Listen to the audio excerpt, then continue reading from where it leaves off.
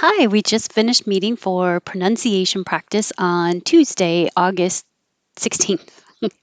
And we had some really good words. And I think there's a lot of R's in here, and the vowel seemed to come up a lot. So I should be like Sesame Street and say, this video is brought to you by the vowel and the consonant And we started with unnecessarily, unnecessarily. Dun dun dun dun dun dun. Reincarnation, reincarnation, and subsistence. That's how I got mixed up the first time. I changed it to substance, but this is subsistence, subsistence. Bottom. These T's change to a D and we make the M bottom from top to bottom. Bottom. But these T's disappear because you're going to use a syllabic N, which has been my favorite thing this summer.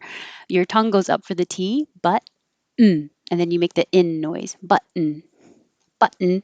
And when we were little kids, we used to play a game where one person had an actual physical button and they would hide it, and then other people had to find it. And while you're looking, you said, button, button, who's got the button? Button, button, who's got the button? So it just reminds me of it's fun to say, which is different than if you only have one syllable and you say bun, like the hamburger bun. So you have to have two syllables, button, button. You can say with a T or with a D. So adjective or adjective, adjective, adjective. Not a big difference.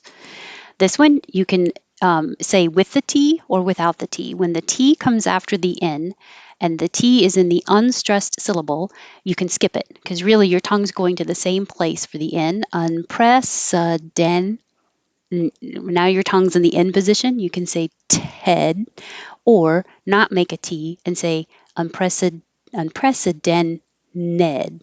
So the first one, unprecedented. The second one, unprecedented. And in 2020, we heard this a lot. In these unprecedented times, in these unprecedented times, I hope they're unprecedented and never repeated. And you can say this two ways, ordinary with a D or no D and make the syllabic in, orden, ordinary, or with a D, ordinary. And after practicing ordinary, it seems like this word should sound like extraordinary, but it's not. We move the stress. I don't know why. And now it's extraordinary. Extraordinary, or without the D, extraordinary. Extraordinary. I guess I'm really exaggerating because this word means extra and makes me think even more extraordinary. Severe. Dun dun. Severe. Severe storm warning. Several. We drop the middle syllable, so it's just two. Several. We've had several severe storms. Stucco. Stucco is a building material. Stucco. Damaging. Damaging storms. And we had damaging storms that destroyed several houses made with stucco material. We had several. We had damaging storms that destroyed several houses made with stucco material. Poison, poison. This one, you can say the ending two different ways. You can say newer, like this is newer than that one, or ner, which doesn't sound like anything. So entrepreneur stays the same, entrepreneur, or entrepreneur, either way. And I am a solopreneur or solopreneur. This one you can say two ways. You can say with the T or without the T. Without the T is more common for more general American English, but it's not wrong to say the T, and you'll hear it that way. Often with no T or often with a T. So if you say them both, I often say often. I often say often. And then one of the most bizarre changes in what it looks like and what it sounds like. Comfortable, comfortable, comfortable. So you make the M, your lips together, and then when you open, your top teeth should be on your bottom lip for the F. Comf, and let the air flow. Then you go to the T, comforter, comforter. So the MFT combination, I don't think that happens anywhere else. And it doesn't look like it happens in this word, but comfortable. Experience, experience. That's it. Imaginary, imaginary. And the stress moves if it's the noun, imagination, imagination. Certain, certain. This is a syllabic N. So the N becomes a syllable all by itself. So he makes the N noise. So your tongue goes up for the T, certain. And then you have to make the N to make a second syllable, certain. And then uncertainties, uncertainties. Life is filled with uncertainties. Aim. Just, I wasn't sure how to represent spelling it in a different way. It could be EI, like the phonetic symbol, but hey, aim. So the key for this one, even though it's a very short word, is to make the A. Your tongue starts kind of flat, your jaw kind of open, and then closes and rises.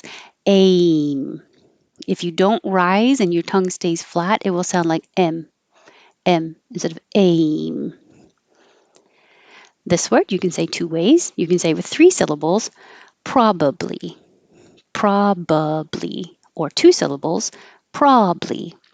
So if you put them together, I wasn't sure how to represent having three syllables, probably, and two syllables, probably. So I spelled it like this.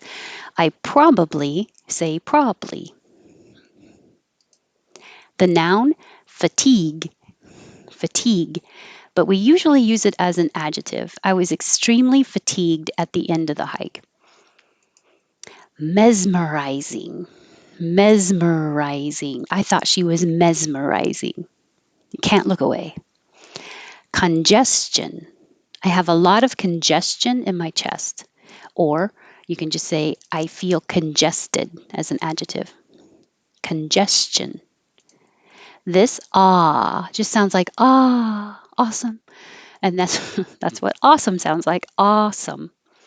And I put this here because I said if I'm responding in email or text and I want to represent the sound that people make when they're saying, "Aw, that's so nice," we're really not saying "aw," like I can't believe it. It's like, "Aw, that's so sweet of you." And you can put multiple W's to express more "aw" if you want to. This was here to compare the ways you can say, worsens, that's why. Worsens. Worsens. Drinking milk worsens congestion. So this is the verb. If you want to use it more often, as common, I think, as an adjective, drinking milk makes congestion worse. Looks like OR, sounds like ER, just like were. Where were you? Defibrillator. Defibrillator. Head first. Head first. He jumped in head first. Oh, what happened to my connection? I had a jumped in. Exponentially.